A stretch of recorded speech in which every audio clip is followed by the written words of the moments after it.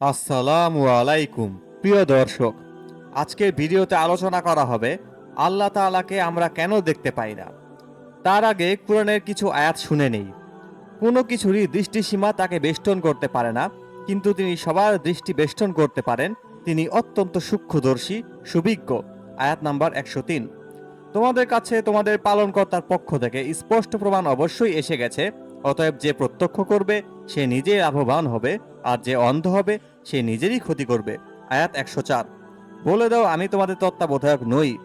এভাবেই আমি নিদর্শনা বলি, বিভিন্নভাবে বর্ণনা করি, যাতে তারা না বলে যে আপনি তো এগুলো অধ্যয়ন করে বলেছেন, কিন্তু আমি তো জ্ঞানী সম্প্রদায়ের জন্য সুস্পষ্টভাবে বর্ণনা করি। আয়াত 105। তুমি ওই পথ অনুসরণ করো যার আদেশ তোমার পালনকর্তার পক্ষ থেকে আসে। তিনি ছাড়া কোনো উপাস্য নেই, আর মুশরিকদের থেকে মুখ ফিরিয়ে নাও। আয়াত 106। আল্লাহ যদি ইচ্ছা করতেন তবে তারা শিরক করত না। আমি তোমাদের তাদের জন্য রক্ষক নিযুক্ত করিনি, আর তুমি তাদের কার্যনির্বাহী নও। সূরা আনাম আয়াত 103 থেকে 107।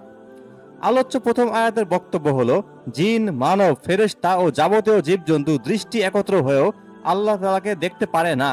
পক্ষান্তরে আল্লাহ তাআলা সমগ্র সৃষ্টিজীবের সৃষ্টিকে পূর্ণরূপে দেখেন। আসলে দৃষ্টি মানুষের ইন্দ্রিয় বিশেষ।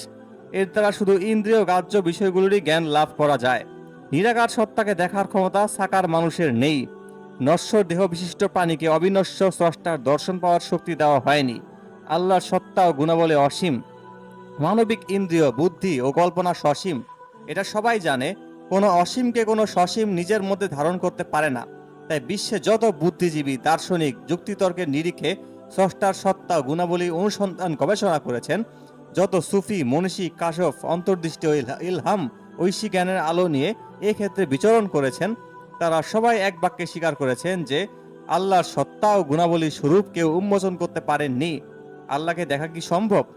মানুষ আল্লাহ তাআলাকে দেখা সম্ভব কিনা এ বিষয়ে আহলে সুন্নাত ওয়াল জামাতের আকীদা ও বিশ্বাস হলো, এ জগতে এটি সম্ভব নয়। এ কারণে হযরত মুসা আলাইহিস সালাম যখন বললেন, হে প্রতিপালক আমাকে দেখা দাও, বলে আল্লাহকে দেখতে চেয়েছেন, তখন উত্তরে বলা হয়েছিল, তুমি কখনোই আমাকে দেখতে পারবে না।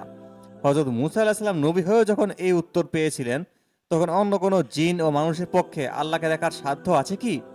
তবে এসব কথা দুনিয়ার জীবনের জন্য প্রযোজ্য, কেননা পরকালে মুমিনরা আল্লাহর সাক্ষাৎ লাভ করবেন। এ কথা সহিহ হাদিস দ্বারা প্রমাণিত। কোরআনেও বলা হয়েছে, কিয়ামতের দিন অনেক মুখমণ্ডল সজীব ও প্রফুল্ল হবে, তারা নিজ পালনকর্তাকে দেখতে পারবে। সূরা কিয়ামা আয়াত 22 থেকে 23।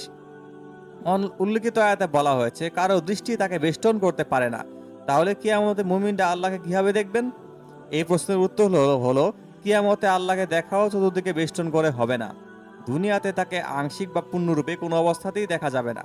তবে পরকালে এই শক্তি মানুষকে দেওয়া হবে। আল্লাহ তাআলা প্রত্যেক মুসলমানকে পরকালে তার দর্শন পাওয়ার তৌফিক দান করুক। আমিন।